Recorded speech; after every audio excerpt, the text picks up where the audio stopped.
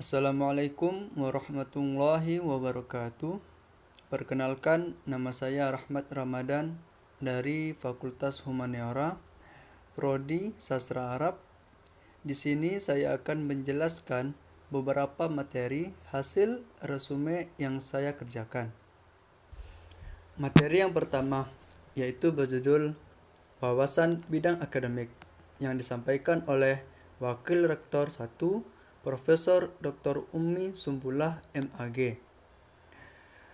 Secara kelembagaan, sampai saat ini universitas ini memiliki 6 fakultas dan 1 program pasca sarjana, yaitu pertama, Fakultas Ilmu Tarbiyah dan Keguruan, menyelenggarakan jurusan Pendidikan Agama Islam atau PAI, jurusan Pendidikan Ilmu Pengetahuan Sosial atau IPS, dan jurusan Pendidikan Guru Madrasah Ibtidaiyah atau PGMI. Kedua, Fakultas Syariah, menyelenggarakan jurusan Al-Ahwal Al-Syakhsiyah dan Hukum Bisnis Syariah. Ketiga, Fakultas Humaniora, menyelenggarakan jurusan Bahasa dan Sastra Arab dan jurusan Bahasa dan Sastra Inggris dan jurusan Pendidikan Bahasa Arab.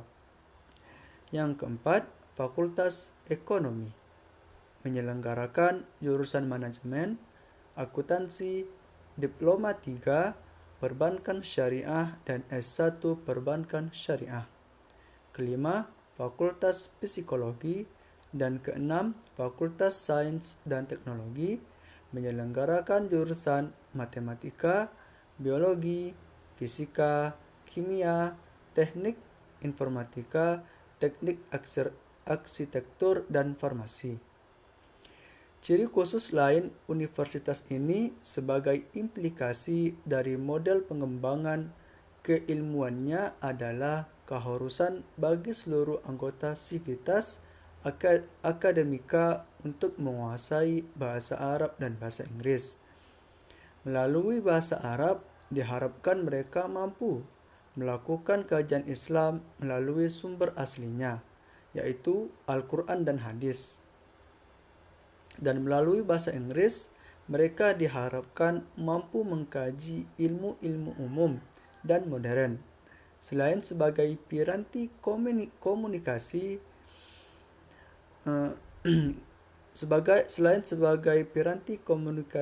global.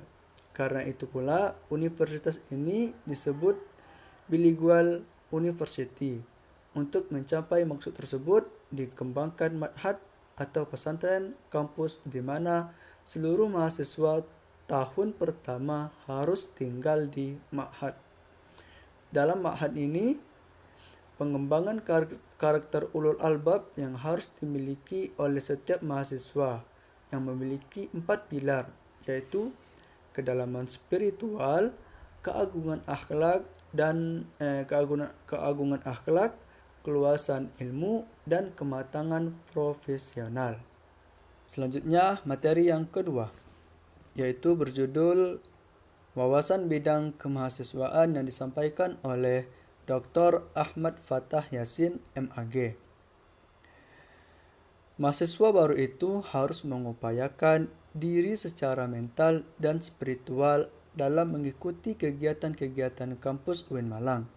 Maka, orang yang memiliki mental spiritual itu indikatornya ada 3, yaitu pertama, berpikir ilmiah. Karena mahasiswa harus melakukan transformasi gaya belajar dari tingkat SLTA menuju model pola belajar di perguruan tinggi. Karena itu harus berpikir ilmiah. Berpikir ilmiah itu hakikatnya adalah berpikir yang selalu dilandasi dengan ilmu pengetahuan, baik ilmu pengetahuan umum maupun ilmu pengetahuan keagamaan. Kedua, yaitu berpikir positif. Karena sebagai mahasiswa, kita harus selalu berpikir positif, bukan sekedar punya pikiran, tapi harus diwujudkan dalam bentuk perilaku positif. Indikator perilaku positif antara lain adalah tampil dengan gaya khas UIN Malang, yaitu dengan bicara yang sopan, berpenampilan sopan, berucap yang sopan, dan sebagainya. Yang terakhir, yang ketiga, yaitu selalu tampil kreatif. Artinya, selalu tampil dalam memerankan diri di tengah-tengah masyarakat dengan berbagai kemampuan dan kreativitas yang bermanfaat bagi masyarakat sekitarnya. Selanjutnya, materi yang ketiga yaitu lingkup kerja DEMA. Dewan Eksekutif Mahasiswa atau DEMA merupakan organisasi intrakampus atau OMIK yang merupakan lembaga eksekutif mahasiswa di level universitas. Fungsi DEMA antara lain sebagai berikut. Yang pertama, sebagai pelaksana program organisasi kemahasiswaan. Yang kedua, sebagai lembaga yang mengkoordinasikan dan menginstruksikan pelaksanaan kegiatan kemahasiswaan di tingkat universitas. Tugasnya antara lain melaksanakan program kerja organisasi yang sudah disepakati Senat Mahasiswa atau SEMA Universitas. Yang kedua, mengkomunikasikan dan menginformasikan kegiatan kemahasiswaan di tingkat universitas. Yang ketiga, melaksanakan koordinasi dan sinkronisasi kegiatan kemahasiswaan. Syarat masuk DEMA antara lain. Yang pertama, IPK harus di atas 3. Yang kedua, memiliki 1 SK kepengurusan. Yang ketiga, siap terikat dengan komitmen Dewan Eksekutif Mahasiswa. Bagian-bagian kepengurusan DEMA antara lain pertama Kementerian Dalam Negeri, yang kedua Kementerian Luar Negeri, yang ketiga Kementerian Sosial, Hukum dan Politik, yang keempat Kementerian Agama, yang kelima Kementerian Pengembangan dan Kreativitas, dan yang terakhir Kementerian Komunikasi dan Informasi. Selanjutnya materi yang keempat, yaitu yang berjudul Lingkup Kerja SEMA. Senat Mahasiswa atau SEMA adalah organisasi mahasiswa UIN Maulana Malik Ibrahim Malang yang berperan sebagai lembaga legislatif yang mengoordinasi DEMA, UKM, dan HMJ. Fungsinya antara lain, pertama, advokasi, yang kedua, legislasi, yang ketiga, pengawasan, dan yang terakhir, yang keempat, penganggaran. Wewenangnya antara lain, membentuk undang-undang yang dibahas dengan Presiden Mahasiswa untuk mendapatkan persetujuan bersama. Kedua, menampung dan mempertimbangkan segala aspirasi mahasiswa. Yang ketiga, memberikan mandat untuk melaksanakan pemilwa. Yang keempat, mengawasi pelaksanaan hasil-hasil sidang SEMA. Yang kelima, mengawasi pelaksanaan program kerja dan kebijakan DEMA. Yang keenam, turut andil dalam mengkaji permasalahan yang timbul di dalam negara dan di tingkat universitas. Yang ketujuh, menerima dan membahas usulan PO yang berkaitan dengan bidang tertentu dan mengikut sertakan dalam pembahasan. Dan yang terakhir, memberikan peringatan atau memorandum kepada DEMA. Selanjutnya, tugas DEMA antara lain. Pertama, mengawasi dan mengontrol DEMA. Yang kedua, memberikan persetujuan setiap kegiatan yang akan dilaksanakan oleh DEMA.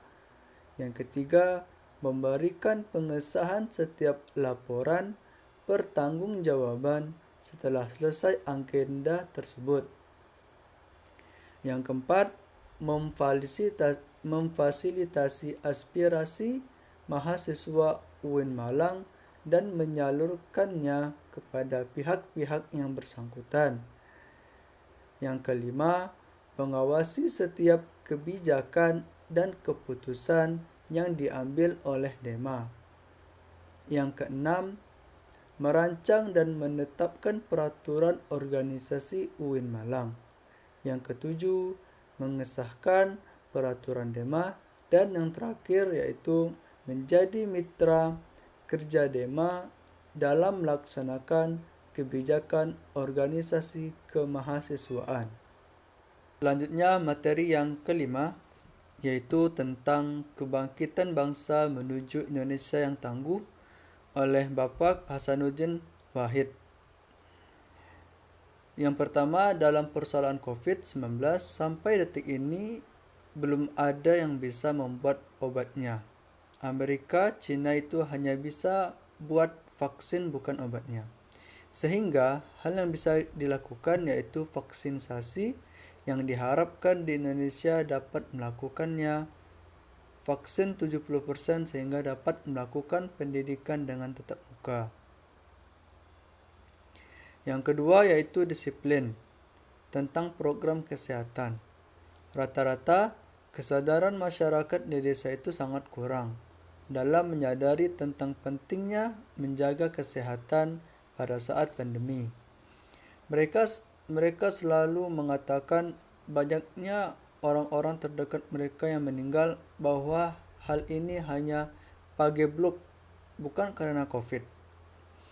Tantangan untuk saat ini yaitu tingkat pemahaman tentang COVID ini sangat rendah.